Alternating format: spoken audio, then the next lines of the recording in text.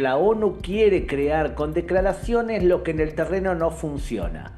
La ONU, que debería ser la defensora de algo así como la ley internacional, es la que suele pisotear esa ley y bastardear a los defensores de los derechos humanos.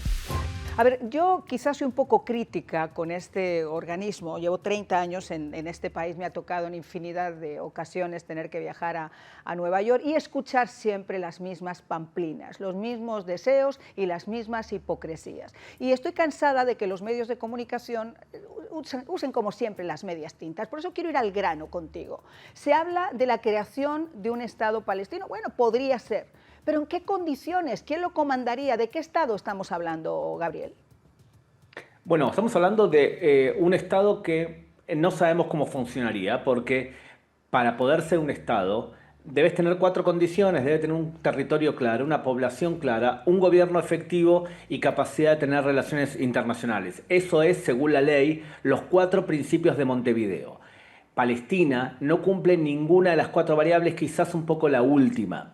Sin embargo, de acuerdo a la ley, no se podría formar un Estado, pero la ONU quiere crear con declaraciones lo que en el terreno no funciona. Entonces, en otras palabras, la ONU, que debería ser la defensora de algo así como la ley internacional, es la que suele pisotear esa ley y bastardear a los defensores de los derechos humanos. Quisiera hablar contigo de la situación y de lo que está ocurriendo con Europa. Yo veía en el día de ayer las declaraciones, por ejemplo, de Macron, también sentado o hablando ante la ONU, y realmente me pregunto, y creo que es una pregunta válida, respaldar la posibilidad de esa creación de ese Estado palestino sin que quede claro esas cuatro condiciones que tú nos acabas de comentar. Yo además incluiría el hecho de que en estos momentos está comandado por un grupo terrorista que ha sembrado el terror no solamente en Israel, sino en otras partes del mundo. Dicho esto, ¿están haciendo este movimiento realmente por solidaridad con el pueblo palestino o por una cuestión de cubrirse el trasero con toda esa población palestina que les están destruyendo París, Londres, Madrid, y que ahora, por ejemplo, en el día de hoy el gran titular es que han destruido también 70 ciudades italianas?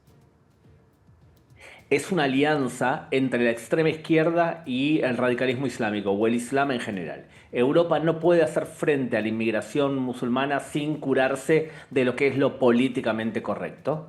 Y por tanto lo que hacen ciertos gobernantes bastante irresponsables es considerar que eh, poniéndose la kefía y saltando al ruedo como si fuese un paladín de la justicia palestina, van a poder calmar a la población y además van a cubrir una especie de cuota. La extrema izquierda paga una cuota y una vez por semana hace una declaración rimbombante en contra de Israel y a favor de Palestina. Lo que preocupa especialmente en algunos países de Europa es el nivel, vamos a llamarlo así, de borreguismo que ha entrado cierta parte de la población. Es verdad que en Inglaterra, por ejemplo, ya vemos una respuesta a esas manifestaciones violentas con gente saliendo a la calle y blandiendo la bandera de Gran Bretaña.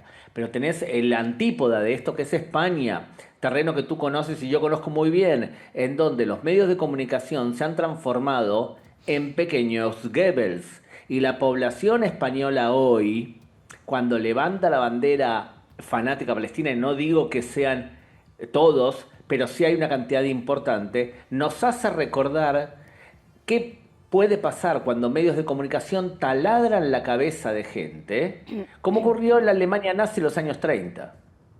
Mira, estamos viendo esas imágenes de lo que ha ocurrido en Italia, pero además hay que ser claros, y yo creo que este fin de semana tuvimos un ejemplo que manifiesta perfectamente lo que yo quiero exponer.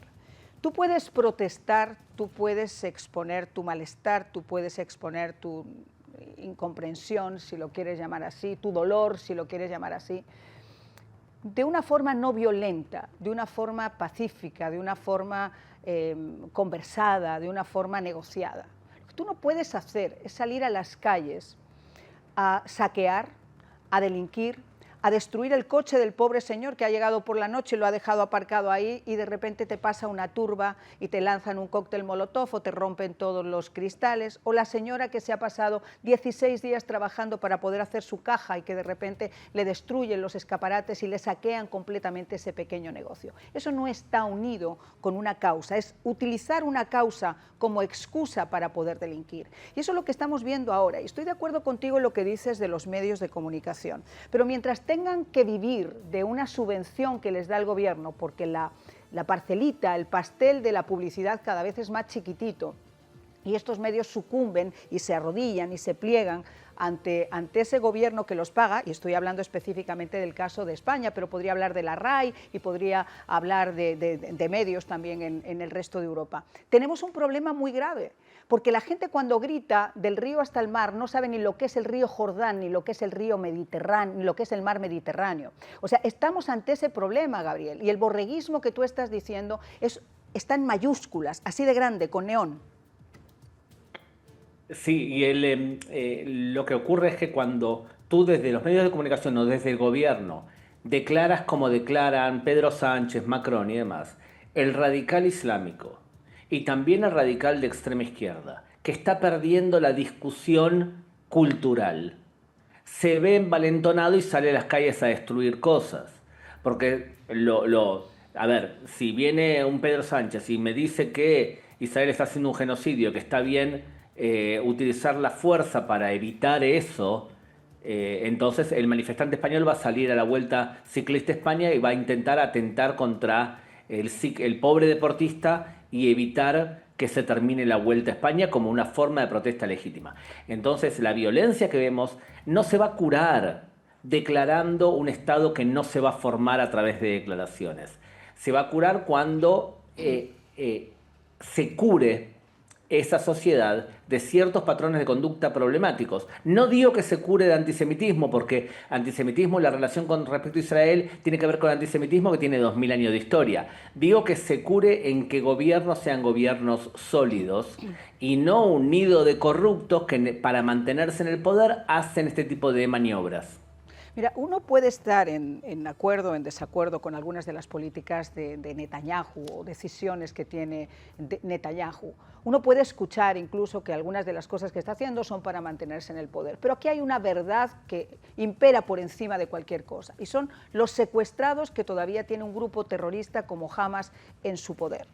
Y esa ha sido la carta que han tenido. Y lo que está ocurriendo en la Franja de Gaza podía haber terminado si esos secuestrados hubieran sido liberados. ¿Por qué no empezar el debate con la liberación de los secuestrados, el alto el fuego, y después hablar de la posibilidad de un Estado palestino, que bueno, podría ser una solución, pero siempre y cuando se sepa quién va a estar al frente de ese Estado? Porque para poder hacer eso, como tú dices, Marian, uno debería ser intelectualmente decente. Y no lo son. Una persona intelectualmente decente lo que diría es, yo estoy a favor de un Estado palestino, pero también estoy a favor que se deje de adoctrinar a los niños a que sean mártires para combatir a favor de la jihad.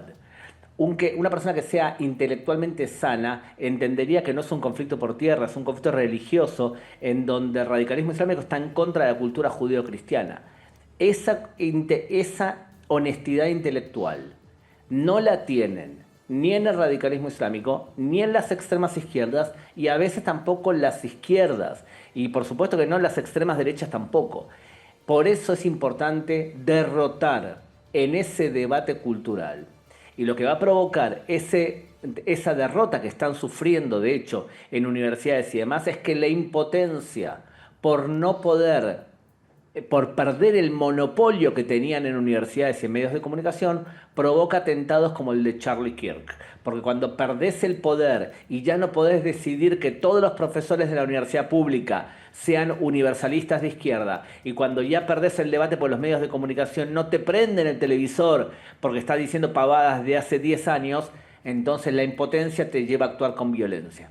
Fíjate que a mí lo que me llama la atención, y no podemos alejarlo de este debate, es el papel de la extrema izquierda, el papel de esas organizaciones que en el día de hoy el presidente, por ejemplo, como Antifa, ha declarado una organización terrorista. ¿Y por qué? Porque va más allá del nombre, porque una organización terrorista es la que infunde terror. Y esto es como cuando en la época de ETA decían grupo nacionalista, no, oiga, no, grupo separatista, no. Usted puede ser nacionalista y usted puede ser separatista, pero usted no infunde ni trata de impulsar sus ideas a través del terror. Entonces, cuando tú pones bombas, cuando tú agredes a una población civil inocente, eres un terrorista. Y Antifa destruyó nuestras ciudades, sembró el terror después del asesinato de George Floyd, por lo tanto le encaja perfectamente el título de terrorista. Pero ¿por qué esa extrema izquierda, Gabriel, está tan metida dentro de esa causa palestina? Porque odian la modernidad. A ver, el problema que tiene es que después de la caída del bloque soviético, la extrema izquierda postmodernista está en contra del sistema, está en contra de los valores judeocristianos, está en contra de que el que más se esfuerza merece más ganancia, está en contra de lo que hemos logrado como humanidad, de las democracias modernas, de la meritocracia. Ellos quieren destruir el sistema. Entonces se alían con el radicalismo islámico, que es premodernista. O sea, posmodernistas con premodernistas, porque la extrema izquierda considera que son tan inteligentes y tan astutos que van a poder dominar al Islam radical cuando destruyan a la modernidad. Bueno, es un exceso de soberbia en su forma de ver el mundo y también una inmoralidad. Hoy no vas a encontrar referentes intelectuales muy fuertes, creo yo, en la extrema izquierda, no por ejemplo en el Medio Oriente, y me cuesta encontrar un libro que tú leas de un intelectual de extrema izquierda que al cabo de 5 años siga siendo relevante y siga teniendo una impronta que demuestre que sí, lo que está diciendo es una cultura correcta, es una lectura correcta de la realidad. El nivel de analfabetismo de la extrema izquierda, y lo vemos ahora estos días durante el conflicto de la Franja de Gaza.